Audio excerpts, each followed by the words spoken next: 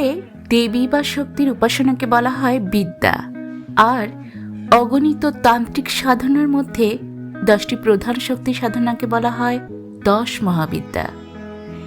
শক্তির এই 10টি দিকই সমগ্র সৃষ্টির রূপ। এই 10 মহাবিদ্যার চতুর্থ রূপ হলেন দেবী ভুবনেশ্বরী। ভুবনেশ্বরী শব্দটিতে ভুবনম সমস্ত জগৎ বা মহাবিশ্বকে নির্দেশ করে, এবং ঈশ্বরী হল প্রভু বা শাসকের স্ত্রীলিঙ্গ রূপ। দেবী ভুবনেশ্বরী তাই বিশ্বের সমস্ত সৃষ্টি সাম্রাজ্ঞী, সার্বভৌম শাসক। তিনি তার মহাজাগতিক গর্ভে সমস্ত কিছু ধারণ করেন। তিনি নিজেই মহাবিশ্ব, অসীম শক্তিশালী, প্রেম, করুণা ও দয়ার মূর্ত প্রতীক। আজ আমরা আপনাদের নিয়ে এসেছি আসামের নীলাচল পাহাড়ের চূড়ায় সাজানো বিখ্যাত কামরূপ মন্দিরের থেকে একটু উঁচুতে, গৌহাটির বিশিষ্ট মন্দিরগুলোর মধ্যে একটি দেবী ভুবনেশ্বরী মন্দিরে। এটি গৌহাটি রেল স্টেশন থেকে মাত্র 9 কিলোমিটার দূরে এবং কামাখ্যা মন্দির থেকে মাত্র 1 কিলোমিটার পূর্বে অবস্থিত। আপনারা রিজার্ভ গাড়িতেও যেতে পারেন, অথবা কামাখ্যা মন্দিরের সামনে থাকা বাসস্ট্যান্ড থেকে 25 মিনিট চড়াইয়ে হেঁটে আসতে পারেন। সকাল 8টা থেকে সন্ধ্যা 6টা পর্যন্ত এই মন্দির খোলা থাকে। কথিত আছে যে এই মন্দিরটি 7ম থেকে 9ম শতাব্দীর মধ্যে নির্মিত হয়েছিল। এই মন্দিরের গঠন কাঠামো কামাখ্যা মন্দিরের মতোই। মন্দিরের ভেতরে ব্যাগ, ক্যামেরা, মোবাইল নিয়ে যাওয়ার কোনো অনুমতি নেই। এখানকার পূজারীর ভাষ্য মতে দেবী ভুবনেশ্বরী তার উপাসকের সমস্ত মনোবাঞ্ছা পূরণ করেন, তার প্রতিটা উদ্যোগে সফল হতে সাহায্য করেন। অনেকেই এখানে পুত্রলাভের আকাঙ্ক্ষায় লাল সুতো বেঁধে দিয়ে যান। আবার কারো কারো মনোকামনা পূর্ণ হলে এখানে এসে পায়রা, ছাগল মুক্ত করে দেন। সপ্তাহে 7 দিনই এখানে আসা যায়, তবে শুক্রবার দিন একটু ভক্তের ভিড় থাকে। এছাড়া অম্বুবাচী এবং মনসা পূজার সময়ও প্রচুর ভক্তের সমাগম হয়।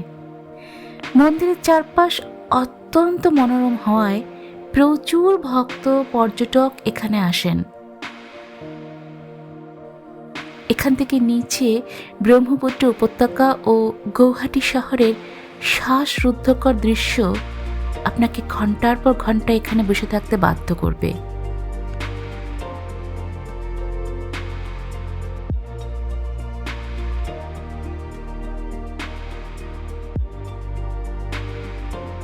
এখানে ব্রহ্মপুত্র নদের ডান দিকের অংশটি সাউথ গৌহাটি বা মূল গৌহাটি শহর এবং বাঁ দিকের অংশটি নর্থ গৌহাটি বলা হয়।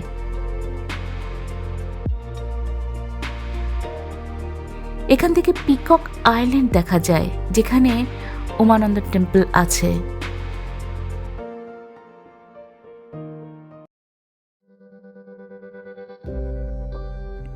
জনকোলাহল বর্জিত নিস্তব্ধতা আর তার সাথে ব্রহ্মপুত্র নদের থেকে পাওয়া সতেজ মুক্ত বায়ু এই স্থানটিকে ঈশ্বরের আরাধনায় ধ্যানমগ্ন হওয়ার জন্য উপযুক্ত পরিবেশ তৈরি করে।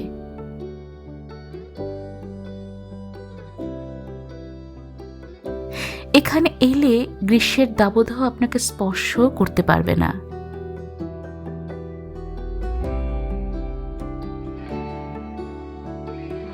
আপনার মনে অদ্ভুত অনুভূতি তৈরি হবে, যেন অন্য একটা জগতে প্রবেশ করেছেন, যেখানে সংসারের উদ্বেগ, গ্লানি, যন্ত্রণা কোনো কিছুর অস্তিত্ব থাকে না।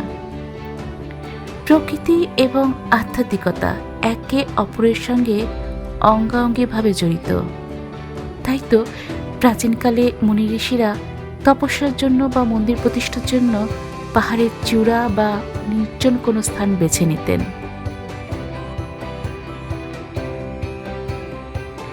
এখান থেকে ব্রহ্মপুত্র নদীর ওপর সূর্যাস্তের মনোমুগ্ধকর দৃশ্য অনেক পর্যটককে আকৃষ্ট করে।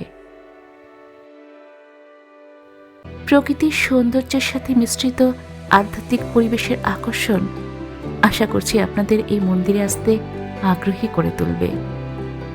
আপনাদের মূল্যবান মতামত আমাদের আরও ভালো ভিডিও করতে সহায়তা করবে। ধন্যবাদ।